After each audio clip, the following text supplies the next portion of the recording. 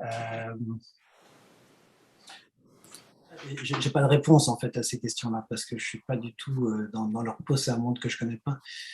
Ce que je crois vraiment de plus en plus fortement, c'est que je cherche plus personnellement à changer qui que ce soit.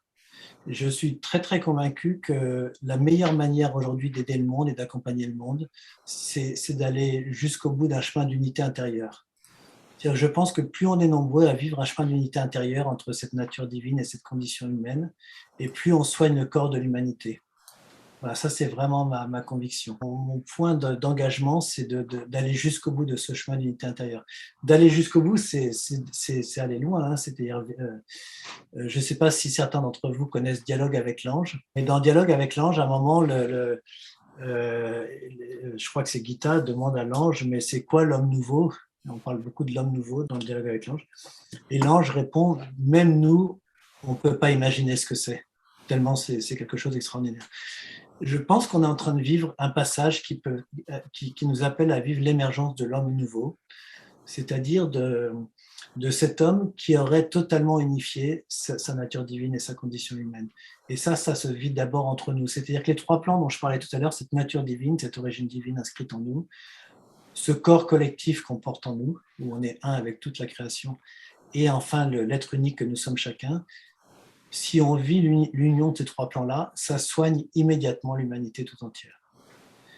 Et du coup, voilà, moi je ne sais pas comment changer Trump, Poutine ou qui que ce soit, mais je sais qu'en étant dans cette posture-là, je contribue à soigner. Et ce qui est génial, c'est que je n'ai pas besoin de savoir comment ça se fait. Du coup, j'ai pas de. Voilà, ça se fait. D'accord. Et si tu étais président, alors? Je crois que je développerais beaucoup je l'ai beaucoup expérimenté au forum, des outils d'intelligence collective, parce que j'ai vu que c'était extraordinaire en termes de richesse, c'est-à-dire qu'il y a une créativité possible. Au forum, on était une équipe de 15 personnes avec des gens très très différents socialement, familialement, spirituellement.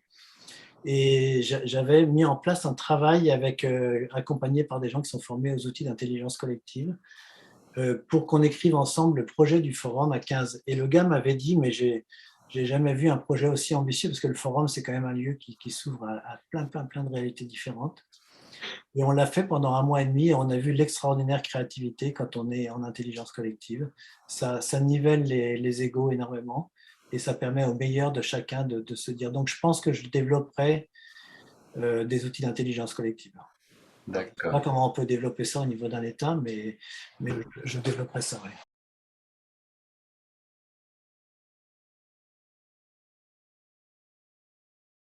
Ce qui fait l'être unique que je suis, je la situe dans ma nature divine. Quand je suis identifié à ce personnage construit, quand je suis identifié à l'ego, bah je suis réduit à mon ego, en fait. Je suis réduit à ce que je crois être, c'est-à-dire ce personnage que je me suis construit. Et je crois que je suis ce personnage, mais c'est juste une illusion. En fait, on est bien plus que ce personnage. Par contre, quand j'obéis à cette nature divine, et que je lui donne corps, comme je vous ai donné un certain nombre d'exemples tout à l'heure, cet appel à partir en Inde, cet appel à créer la picotière, cet appel, etc. À ce moment-là, je deviens un être unique, c'est-à-dire que je réponds à un appel qui est cette nature divine qui est universelle, et j'y réponds de façon unique à travers l'être unique que je suis, Jean Côme, et donc ça donne un visage unique qui est par exemple la picotière, qui est par exemple celui de mes enfants, etc. Donc l'enjeu pour moi, c'est passer de l'ego à l'être unique. Parce que je crois pas, je crois au un et à la diversité de ses manifestations. Et chacun de nous exprime de manière unique ce un qu'il porte en lui, qui est cette nature divine.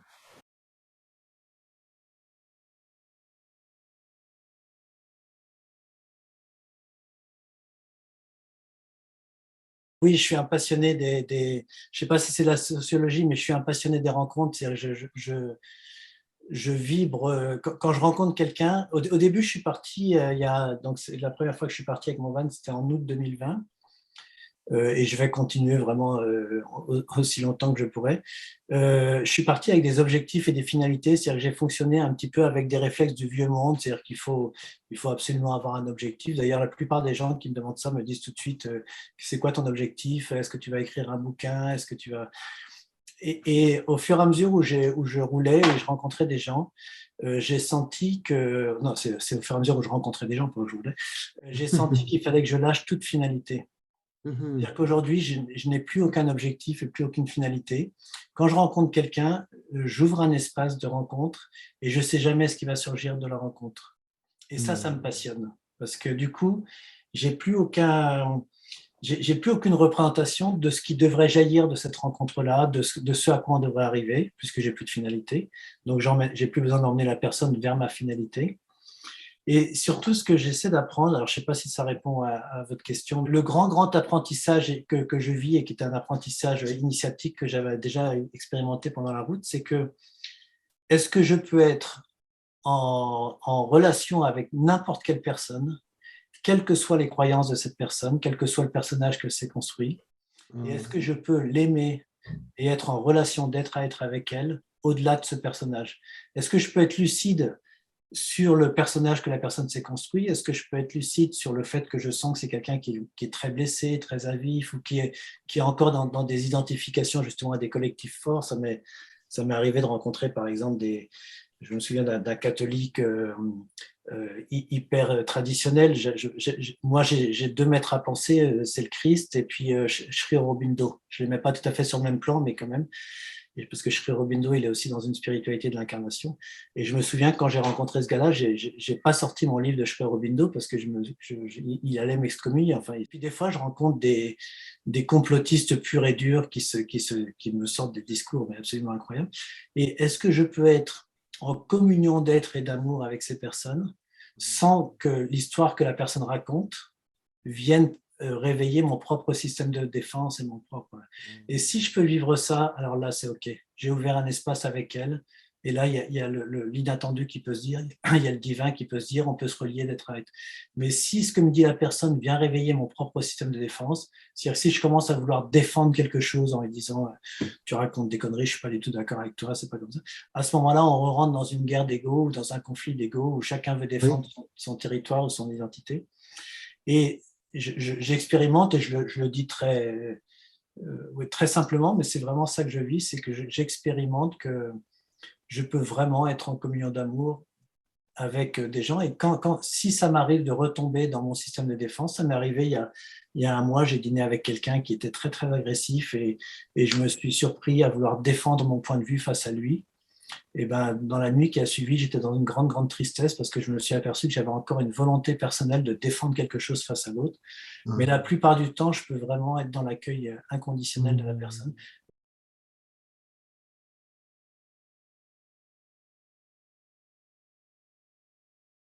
Sophie, moi j'ai une femme qui est vraiment admirable parce que quand on a créé la Picotière, ça a été très très dur pour elle parce que c'était vraiment mon appel, mon projet, même si on avait discerné à deux.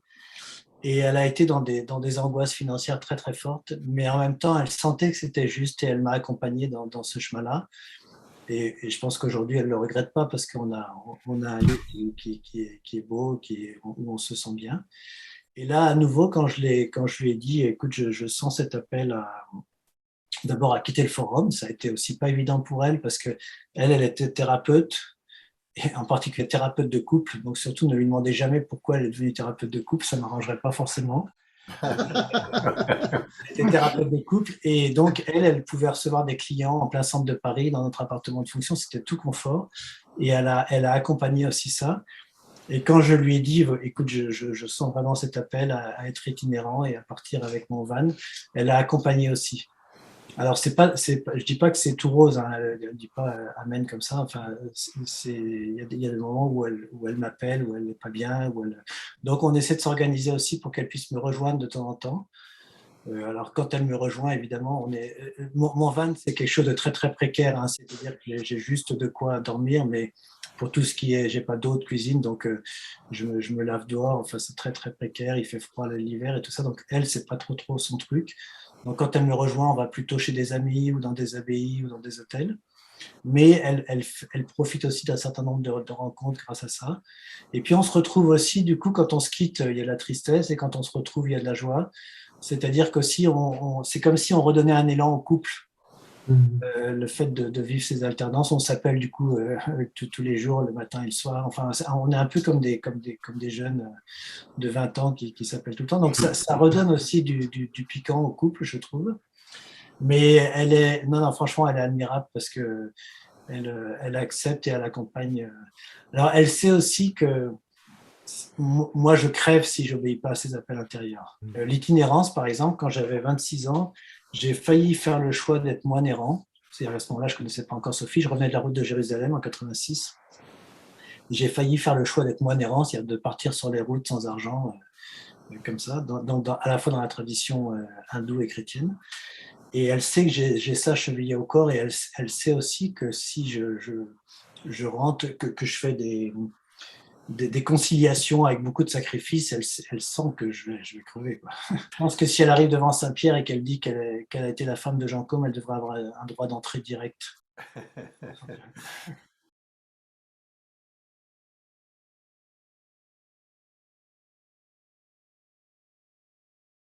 Pour moi, c'est vraiment un grand, grand danger. Je sens que derrière, l'appel qui est là peut être un appel juste. C'est-à-dire, tout à l'heure, je parlais de l'homme nouveau ou de l'homme avec un grand H, c'est-à-dire l'homme accompli.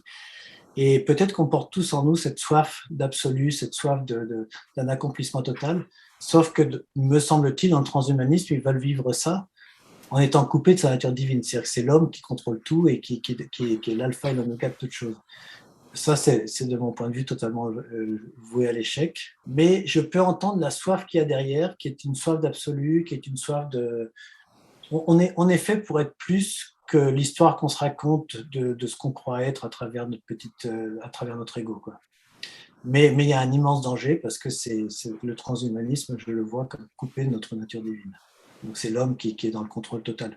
Je ne crois pas une seule seconde que ça puisse marcher, ça. Est-ce que vous le voyez comme le contrôle de l'homme par l'homme? Oui, c'est ça, oui. C'est vraiment le contrôle de l'homme par l'homme, alors qu'il s'agit de s'abandonner à cette nature divine euh, dont on ne sait absolument pas la manière dont elle va se dire. C'est-à-dire que si j'ai senti qu'il fallait que je lâche tout objectif et toute finalité, c'est aussi parce que pour accueillir le nouveau monde, c'est très important de ne pas projeter sur ce nouveau monde ce qu'on connaît déjà de l'ancien monde.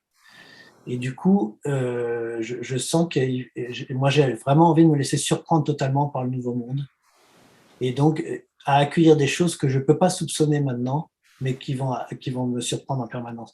C'est quitter une mécanique de répétition, cause à effet, pour rentrer dans une mécanique qui est ce que disait Grégoire de Nice, pour aller de commencement en commencement par des commencements qui n'auront jamais de fin. Et donc se laisser surprendre en permanence. Le transhumanisme, il ne conduit pas vers un chemin où on va se laisser surprendre par le divin. Au contraire, c'est un contrôle total.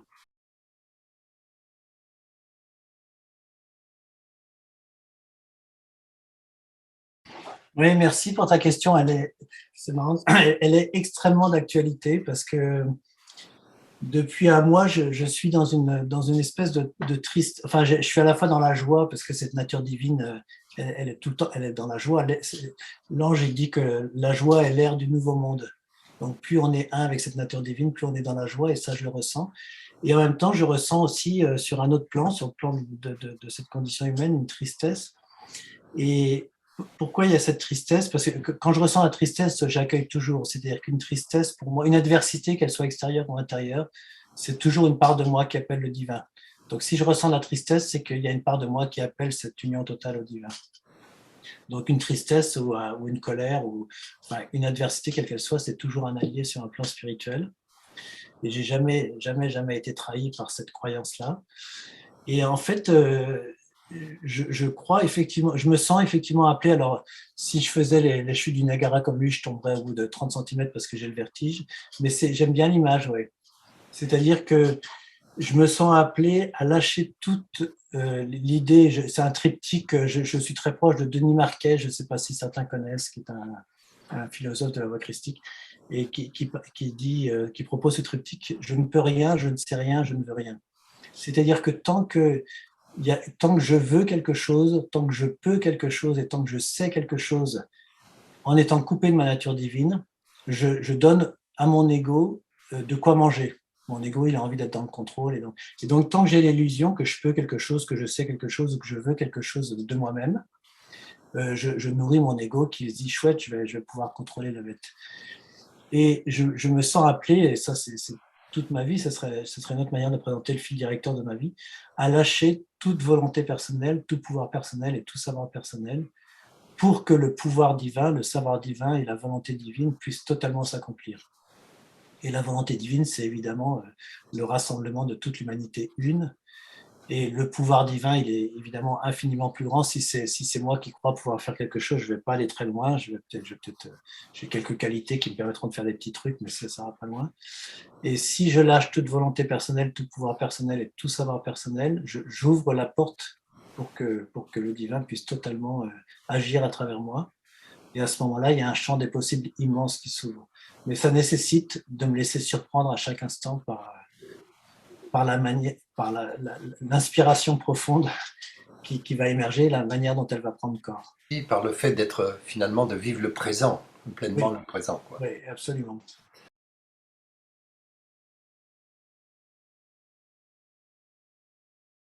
Je lis toutes les œuvres de Sri Aurobindo parce que c'est un peu comme au forum quand je participais à une conférence de physique quantique. Je comprenais rien, mais ça me transformait intérieurement. Ça me touchait au plus profond.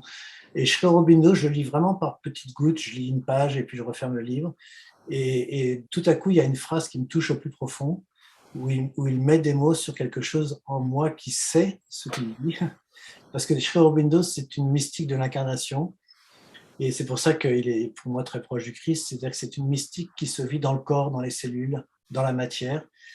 Et je crois de plus en plus qu'on est appelé à vivre, oui, c'est vraiment là que ça se joue, dans les cellules. Et on est appelé à passer du corps au corps transfiguré, ou de la matière à la matière-lumière. La matière-lumière, l'ange en parle aussi. Et Sri Aurobindo, comme le Christ, ont cette même mystique de l'incarnation. Donc, je n'ai pas de réponse très précise qui viennent comme ça, sauf qu'il m'inspire énormément sur la conscience de ces trois plans dont je parlais tout à l'heure. Cette nature divine, ce corps collectif et cet être unique que nous sommes chacun.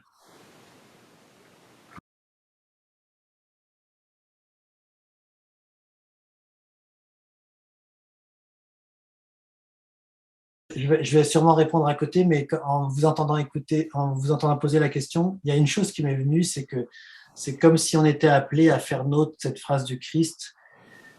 Pour moi, le Christ, il n'est pas avant tout venu nous sauver de quelque chose, même s'il peut avoir ce rôle-là. Enfin, en tout cas, il est venu réconcilier des choses très profondes, mais il est surtout venu nous révéler la vie à laquelle on était appelé, c'est-à-dire à cette vie christique. Et en particulier, on dit de lui qu'il était pleinement homme et pleinement Dieu. Et je crois qu'on est appelé à vivre ça, c'est-à-dire qu'on est appelé à être pleinement homme et pleinement Dieu. C'est-à-dire de devenir un avec le divin n'est pas en opposition avec le fait d'être pleinement homme, n'est pas en opposition avec le corps et la matière, bien au contraire, c'est un accomplissement aussi de l'homme. C'est Dieu s'est fait homme pour que l'homme devienne Dieu, c'est-à-dire c'est à la fois la divinisation de l'homme et l'humanisation de Dieu. C'est ça que j'appelle l'homme nouveau.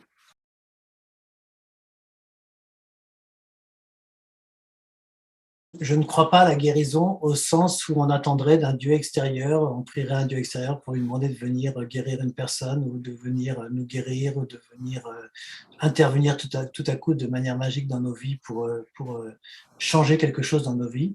Mais je crois que plus on est dans cette unité intérieure, et plus le champ de la guérison est profond et est immense. Je disais tout à l'heure que les 10 années que j'ai vécues au forum, c'est comme si j'avais été conduit là, mais je l'ai relu après, bien sûr. C'est comme si j'avais été amené à explorer différents champs de guérison. D'abord, la guérison d'une blessure de petite enfance, ça c'est hyper classique. Ensuite, la guérison de l'identification au personnage que je m'étais construit autour de cette blessure d'enfance. Donc, ne plus m'identifier au personnage que je m'étais construit, ça c'était déjà un peu moins classique.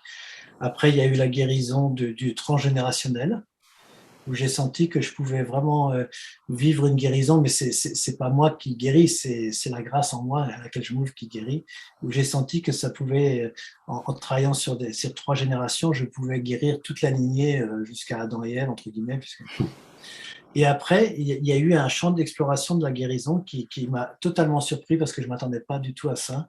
Mais un jour, j'ai connecté en moi. Alors, je déteste le mot péché tellement il est chargé de poids de moralité, etc. Mais je fais allusion à la notion de péché originel, c'est-à-dire dans le sens de quelque chose qui fait que quand on est homme ou femme, quelle que soit notre propre histoire, on vit la possibilité de vivre une séparation entre notre nature divine et notre condition humaine, par le fait d'être humain.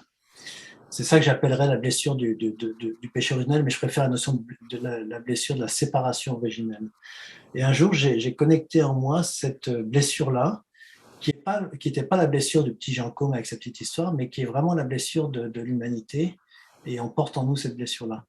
Et j'ai senti, ça s'est fait sur plusieurs années, mais j'ai senti à un moment que je pouvais demander la guérison de la trace de cette blessure-là en moi. Je peux pas guérir l'humanité, bien sûr, à ce niveau-là, mais je peux demander la guérison de la trace de cette blessure-là en moi, c'est-à-dire que je peux demander la guérison de toute croyance en moi qui penserait que cette séparation entre cette nature divine et cette condition humaine est inéluctable. Et aujourd'hui, je suis totalement guéri de ça et je crois qu'on est fait pour vivre l'union totale et parfaite de cette nature divine et de cette condition humaine. On est fait pour la vivre, non pas parce qu'on est des gens bien, mais parce qu'on se laisse totalement traverser par cette nature divine et qu'on laisse cette nature divine venir pénétrer toutes les pièces de notre épaisseur humaine. Donc c'est l'action de la grâce et il s'agit juste d'ouvrir toutes les pièces de notre épaisseur humaine. Et du coup, je me sens dans un processus de guérison à ce niveau-là très très profond. En 2018, j'ai aussi vécu une expérience étonnante où j'ai senti pendant 3 semaines que je suis rentré dans une très très grande une souffrance que j'ai accueillie, comme je disais tout à l'heure, c'est toujours un allié, la souffrance sur un plan spirituel, et que j'ai accueilli. Et j'ai accueilli que je ressentais une souffrance qui était la souffrance de cette humanité coupée de sa nature divine. Et du coup, dans cette alchimie intérieure d'accueil, en y mettant la conscience et la présence du divin, il y a une guérison possible de la trace de ces blessures collectives inscrites en nous. Donc la guérison, j'adore et j'y crois énormément, mais pas comme quelque chose de magique qui intervient de l'extérieur, mais comme étant l'émergence naturelle dans le corps et dans la matière de cette conscience-là.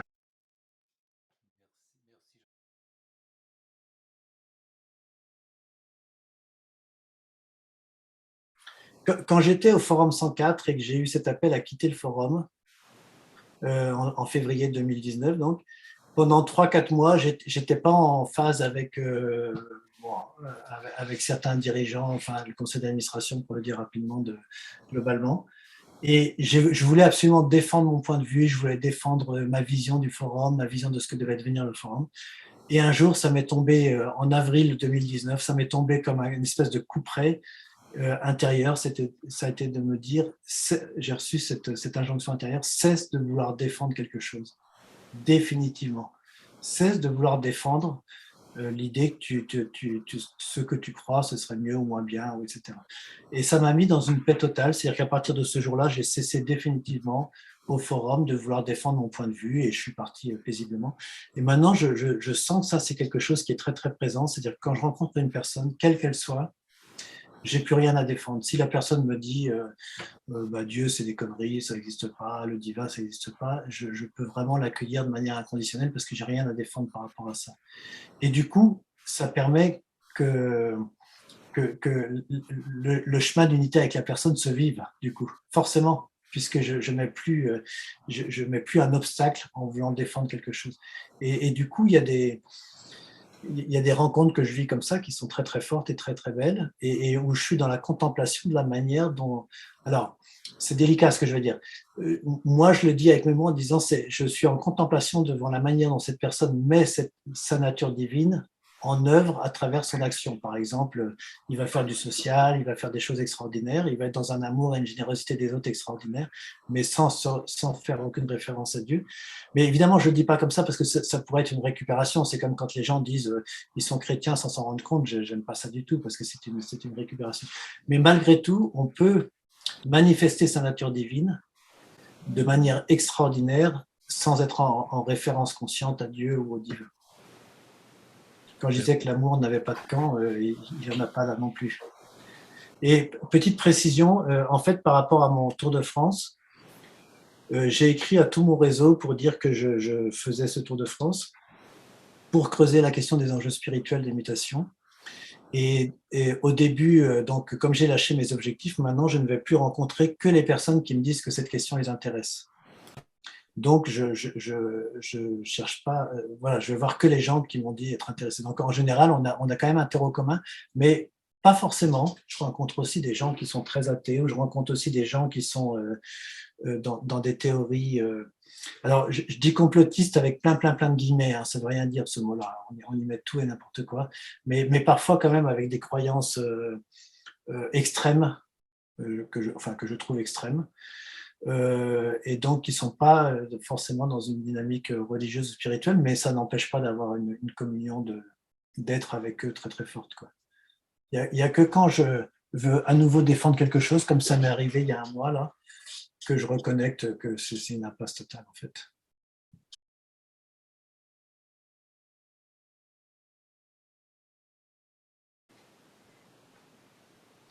Ah ben, il faudrait leur demander.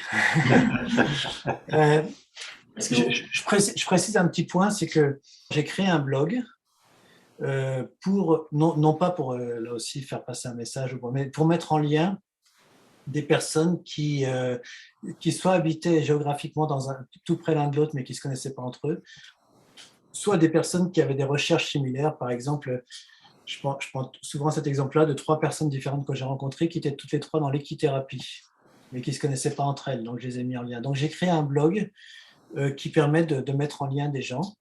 Donc ça provoque au moins ça, c'est que ça ouvre un espace pour les personnes pour se mettre en réseau avec d'autres personnes. Et dans ce blog-là, donc je fais un récit de à peu près 10% des rencontres que je fais. C'est-à-dire que quand les gens que je rencontre trouvent que ça a du sens pour eux de partager leur aventure, par exemple la création d'un collectif, la création d'un lieu, un changement de vie, etc., ils peuvent partager le récit de cette rencontre et de leur aventure. Et du coup, il y a un certain nombre de récits comme ça des rencontres que j'ai faites. Mais c'est les gens qui me le disent après. Hein, je ne les rencontre pas pour faire un récit. Une fois de plus, il n'y a que 10% des rencontres qui font l'objet d'un récit. Et dans ce blog, j'y ai partagé aussi des réflexions personnelles sur ces enjeux spirituels des mutations. Alors, qu'est-ce qu'elles y trouvent? Elles y trouvent que du fait qu'il y a un espace qui est ouvert et que je n'ai pas d'attente sur eux et que je n'ai pas d'attente pour les emmener vers mes propres objectifs, très souvent, ça permet d'aller très vite à l'essentiel. Et ça permet aux personnes de partager aussi ce qui est l'essentiel. Elles sentent tout de suite qu'elles ne vont pas être jugées, qu'elles ne vont pas être embarquées dans une idéologie ou dans un jugement ou quoi que ce soit. Et du coup, ça leur permet d'être elles-mêmes en vérité. Voilà, je pourrais dire ça. Et du coup, finalement, il y a peut-être pas, on ne peut peut-être pas être si souvent que ça en vérité totale de notre être et le partager. C'est d'autant plus facile qu'elles sentent, une fois de plus, elles sentent tout de suite que je n'ai pas d'attente sur elles et que je ne vais pas les faire entrer dans une case. Mais c'est aussi le fait que je sois passant. C'est beaucoup plus facile de se confier à quelqu'un avec qui on passe 1 heure, 2 heures, 3 heures que peut-être parfois de se confier à quelqu'un avec qui on est voisin tous les jours. Donc ça permet aussi une liberté de dialogue et de langage qui est fort. Et puis je rentre de plus en plus dans l'émerveillement des gens, vraiment. Je crois qu'il n'y a pas une seule rencontre qui n'ouvre pas chez moi un émerveillement total de ce qu'est la personne, parce que, comme je disais tout à l'heure, je ne m'arrête pas à l'histoire que la personne raconte. Et je pense que ça, c'est un regard que les gens sentent, et ils sentent que c'est sincère. Oui, je vais prendre un exemple qui m'est arrivé il y a peu de temps, il y a quelques jours. J'ai rencontré un couple qui a décidé de tout quitter. Ils ont quitté leur boulot tous les deux avec leurs 3 enfants. Ils sont convaincus que le monde va s'effondrer, ils sont convaincus que tout va s'écrouler. Et donc, ils ont acheté un lieu à la campagne, et donc ils sont en train de construire une nouvelle vie pour aller vers l'autonomie alimentaire et puis faire face à l'effondrement du monde. Bon, en les écoutant, il y avait des choses avec lesquelles je n'étais pas du tout en phase avec eux, mais je me suis vraiment émerveillé parce que c'était sincère. C'est que ils sont dans un accueil des autres. Il y a une femme qui était itinérante, qui ne savait pas trop où se poser, qui est arrivée chez eux un jour et qui est restée. Et en fait, ils ne veulent pas construire un nouveau système à l'intérieur de leur famille et de leur communauté qu'ils sont en train de construire. Et donc, les gens arrivent et s'ils ont envie de rester, ils restent, ils trouvent leur place. Donc là, il y a cette femme itinérante qui est arrivée un jour chez eux et qui est restée pour le moment, qui fait la cuisine. Et en fait, eux, c'est un plus pour eux parce que du coup, ils ont ça de moins à faire et donc ils peuvent se consacrer au jardin. Voilà. Il y a un autre gars qui vient d'arriver et qui s'installe aussi, qui va faire des ruches. Moi, quand je suis arrivé, ils m'ont dit est-ce que tu veux rester un jour, 2 jours, 3 jours, 4 jours? J'aurais dit non, je reste 2 heures parce que je repars dans 2 heures, mais j'aurais pu rester 4 jours. Et donc, même si je ne suis pas en phase avec eux sur un certain nombre de croyances qu'ils ont, je me suis vraiment émerveillé de leur capacité d'accueil. Et je trouve que des gens qui vivent ensemble et qui veulent pas rentrer dans une nouvelle construction d'un nouveau système ou d'une manière de fonctionner, c'est intéressant. Je dis pas que tous les groupes doivent vivre ça, mais je trouve que c'est intéressant. Et cette diversité-là, elle m'intéresse bien.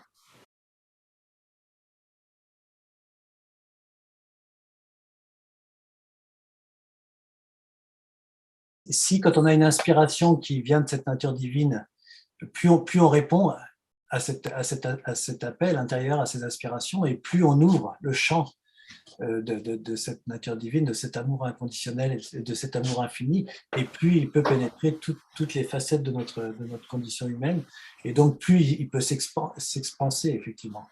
Donc il y a bien sûr, je dis pas du tout qu'on s'en fout, on fait ce qu'on veut, puis de toute façon on est aimé. Et cet amour-là, il a besoin de prendre corps à travers nous. Moi, j'aime bien dire qu'on est le corps de Dieu. Et donc, parce que Dieu, c'est comme si Dieu avait choisi, Dieu, le divin, enfin, avait choisi de ne pouvoir se rendre visible que à travers nous et que par nous. Donc, effectivement, si je réponds oui à cette nature divine, à ce moment-là, je vais lui permettre de prendre corps dans toutes les dimensions de ma vie, professionnelle, familiale, personnelle, matérielle, financière, etc. Alors que si je ferme la porte à chaque fois, je vais vivre une condition humaine coupée de cette nature divine et je vais m'enfermer dans l'échec, quoi, dans une impasse. Donc, bien sûr que notre oui à cette nature divine, mais ce que je voulais dire par là, c'est que c'est pas moi, le petit Jean Côme, qui fait quelque chose pour mériter Dieu, c'est le oui que je dis à cette nature divine qui va lui permettre de s'expanser, de prendre corps de plus en plus et de manière de plus en plus subtile dans ma vie. Quelqu'un qui veut pas s'ouvrir à cette nature divine, il va rester dans des dynamiques de mort et d'échec toute sa vie, bien sûr. Il y a des gens qui sont identifiés à leurs blessures de petite enfance, par exemple, et qui vont rester dans des postures d'échec toute leur vie parce qu'ils sont identifiés à cette blessure, par exemple, ou à leur ego, enfin, peu importe.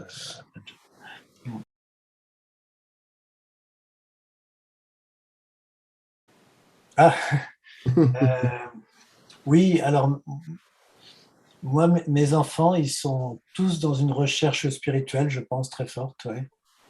Euh, Ils sont plutôt en distance. Moi, j'ai pris aussi beaucoup de distance par rapport à la religion en tant que telle, mais ça ne veut pas dire que je suis contre. Hein. J'ai pas du tout. Je reconnais tout ce que je lui dois à cette religion. Je pense elle est nécessaire. Elle a été nécessaire. Elle est nécessaire. J'ai infiniment de respect pour ceux qui y sont engagés et parce qu'elle a un rôle aussi de transmission et autres.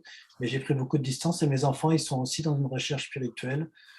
Euh, avec une posture finalement assez proche, c'est-à-dire qu'ils peuvent tout à fait aller, moi je vais à la messe de temps en temps, je peux avoir tout à fait des rituels religieux sans aucun problème, et eux aussi, mais ils ne se sentent pas identifiés à cette religion, donc ils sont tous, ouais, chacun l'exprime de manière différente, mais ils sont tous dans cette ouverture-là.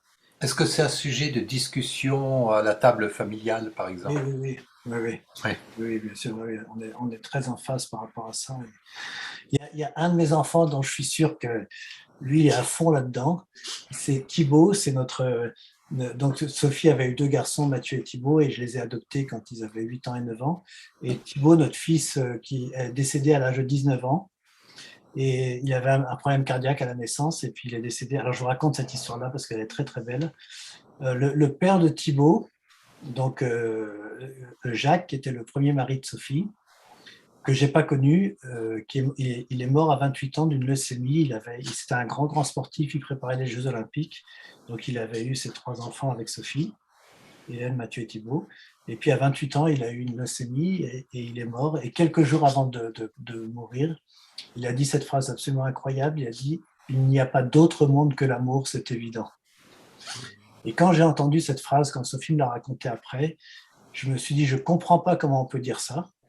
Qui peut oser aujourd'hui dire qu'il n'y a pas d'autre monde que l'amour, c'est évident quand on voit le monde. Et en même temps, il y a un lieu en moi où j'ai su que c'était vrai, ce qu'il me disait. Et effectivement, quand on est un avec cette nature divine, il n'y a plus que l'amour. Et Thibaut, notre fils, quand il est mort à l'âge de 19 ans, donc on était à la Picotière depuis 2 ans, il a eu un arrêt cardiaque. Et le lendemain de sa mort, son grand frère Mathieu était rentré intuitivement, comme ça, il était étudiant à Lyon, et il n'avait aucune raison de rentrer pour juste un week-end et de retraverser toute la France, mais il est rentré le vendredi soir. Il est allé réveiller Thibaut pour parler avec lui, alors qu'il n'avait aucune raison d'aller le réveiller à 11h du soir pour parler avec lui. Et puis le lendemain matin, Thibaut est parti à l'école et est décédé. Et le lendemain de la mort de Thibaut, donc c'était un dimanche, Mathieu, donc son frère, priait dans le salon. Et à un moment, il a senti une présence physique tout près de lui, à tel point qu'il a commencé à dire: mais foutez-moi la paix, je suis en train de prier. Et il a réalisé qu'il ressentait la présence de Thibaut, donc c'était 24 heures après la mort de Thibaut. Et ce qu'il a ressenti, c'est que Thibaut bondissait de joie. Bondissait de joie. Et ça, entre la phrase de Jacques et ce que Thibaut vivait dans cette joie. Alors évidemment, tous ceux qui ont lu des récits de mort imminente et de MI savent ce que ces personnes racontent. C'est-à-dire qu'en fait, une fois qu'elles ont goûté à cet amour incroyable, elles n'ont plus envie de revenir. Et voilà, donc il y a au moins un des enfants qui le vit à 100%, mais Jacques, le premier mari de Sophie, c'est vraiment devenu un allié, un pote. Enfin, on est très, très unis, même si on ne s'est jamais connus physiquement. Et les autres enfants, ils sont dans une recherche, une ouverture spirituelle très forte. Chacun à sa manière. Pour moi, ce que je définirais donc comme le péché originel, c'est le fait qu'on puisse naître avec la possibilité de vivre une séparation. On est tous porteurs de cette nature divine, c'est-à-dire qu'il y a un lieu en nous, on est né de cet amour infini et de cet amour inconditionnel, mais on a la possibilité de vivre une vie coupée de cette nature divine. Je suis très proche aussi de Annick de Souzenel, je ne sais pas si certains connaissent, j'aime bien la manière dont elle parle de tout ça. Par exemple, Annick de Souzenel, elle ne parle pas de l'arbre du bien et du mal, elle parle de l'arbre de l'accompli et de l'inaccompli. L'inaccompli, c'est quand il y a encore une séparation entre cette nature divine et cette condition humaine, et la dimension accomplie, c'est quand ces deux dimensions peuvent s'épouser totalement et n'être plus qu'une. Et donc, le péché, ce qu'on appelle le péché originel ou cette blessure originelle de séparation, c'est ce qui fait qu'on est encore au pied de l'arbre de la connaissance du bien et du mal, ou de l'arbre de la connaissance de l'inaccompli et de l'accompli. C'est-à-dire qu'on est encore dans un processus où on a à faire l'expérience de cette dimension inaccomplie en nous pour pouvoir en faire un réceptacle du divin. Mais on est appelé à passer au pied de l'arbre de vie. Et l'arbre de vie, on quitte le champ de l'accompli et de l'inaccompli pour entrer dans une dimension où tout est accompli, où cette condition humaine et cette nature divine sont totalement épousées. Et ça, me semble-t-il, on est appelé à le vivre sur un plan individuel et sur un plan collectif. Mais plus on est nombreux à le vivre sur un plan individuel, plus ça permet au corps collectif de le vivre. Je ne sais pas si c'est clair ma réponse, ou je ne sais pas si ça répond à la question. Mais... C'est très rare que les discussions atteignent ce niveau qui est très radical, en fait. Et que vous-même, vous acceptiez quelque chose qui fait peur, je pense, à la plupart des gens en réalité. Merci pour ce mot radical. Il y a deux mots que je déteste sur un plan humain, mais que j'adore sur un plan spirituel, c'est le mot perfection et le mot radical. Sur un plan humain, je les trouve imbuvables. Sur un plan spirituel, je les trouve très forts. Et effectivement, pour moi, aussi bien la voie du Christ que je suis est une voie de la radicalité.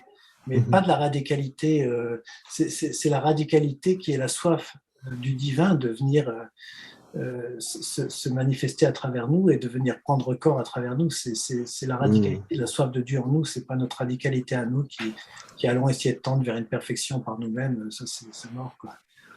Mais oui, la soif de Dieu, la soif que Dieu a de l'homme est une soif radicale, à tel point qu'il a enfoui sa puissance en nous et qu'il a choisi de ne pouvoir se manifester et se rendre visible qu'à travers nous.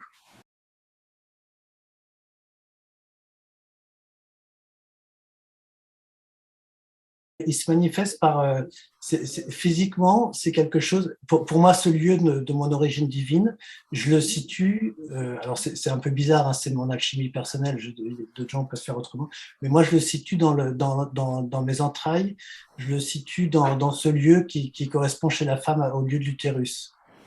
Et je sens, quand c'est une parole qui vient du mental, je sens qu'elle arrive de là-haut. Et quand c'est une parole qui vient de ce lieu christique, je sens que c'est une parole qui monte en moi, qui arrive. Après, il y a des moments où je ne sais pas. Et donc, je laisse le temps passer pour que le discernement se fasse. Mais quand je sais, de manière radicale, comme cet appel, par exemple, à partir à pied à Jérusalem, c'est vraiment quelque chose dont je sens que ça vient du plus profond de mes entrailles. Et je sens que si je lutte contre, ça le fait pas, quoi. Je peux pas l'étouffer. Donc je suis pas vision. Moi, je vais jamais de choses extraordinaires. C'est-à-dire, j'ai pas de vision, j'ai pas de choses extraordinaires. Mais c'est comme si c'était une parole qui émergeait en moi. Et cette parole-là, au fur et à mesure où j'ai appris à l'accueillir, je la discerne de plus en plus rapidement maintenant.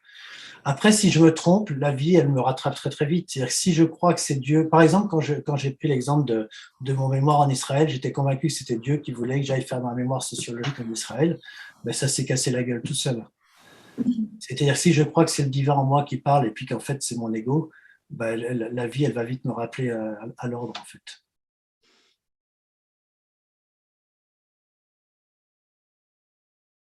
Ben, moi, je veux bien, oui, vous parler, je reviens à cette radicalité pour montrer que la radicalité, elle peut être vécue de manière extrêmement simple et elle peut ouvrir des portes immenses. Pendant le confinement, on était 12 donc ici à la Picotière et un jour je reçois, donc pour moi Trump il incarne vraiment l'ego machiste. Bon, pour d'autres, je sais qu'il apporte, pour un certain nombre de gens, ça va être le sauveur du monde, enfin dans des réseaux complotistes, et certains le présentent un peu comme celui qui va… Enfin, peu importe. À l'époque, pour moi, il était vraiment l'incarnation de l'ego tout-puissant. J'avais pas une vision très, très positive de lui. Et un jour, je reçois par WhatsApp un photomontage qui se moquait de Trump. Et j'éclate de rire en voyant ça, et je me dis, je vais l'envoyer aux 12 personnes de mon groupe collectif là. Et j'entends une petite voix en moi, de ce lieu christique en moi, même si elle est formulée de manière pas très christique, mais j'entends une petite voix en moi qui dit, si tu fais ça, t'es un salaud. Pourquoi ? Parce qu'en fait, à chaque fois que j'ai une pensée de jugement et de séparation et de division, je co-crée Daesh, je co-crée la Yougoslavie, je co-crée la guerre en Russie, etc. Puisqu'on est un seul corps, en fait, à chaque fois que j'ai des pensées de jugement et de séparation et de division, je co-crée ce qui se passe dans le monde. Et je ne suis pas étranger aux séparations et aux divisions qui se vivent dans le monde. Donc, mon mental reprend le dessus. Je me dis, bon, je vais quand même au moins l'envoyer à Sophie. Et puis, j'avais ma fille, une de mes filles qui était là avec son mari. Et j'entends la même petite voix immédiatement qui dit, si tu fais ça, t'es un salaud. Parce que une pensée de séparation ou de division ou quelque chose qui propage du jugement, il n'y a plus d'échelle sur le plan de cette nature divine en fait. Donc une fois de plus, je co-crée de la séparation et de la division. On n'est plus dans la rationalité des différentes strates et des différents niveaux. Donc je l'ai envoyé à personne. Et dans les jours qui ont suivi, j'ai senti que le mot qui m'est venu, c'est incorporer. J'incorporais Trump comme un frère dans ce lieu en moi de ma nature divine. Ça ne veut pas dire que sur un plan humain, je pourrais être en total désaccord avec ce qu'il dit, pareil pour Poutine, pareil pour un certain nombre de gens, mais sur un plan purement spirituel, on est un à un certain plan.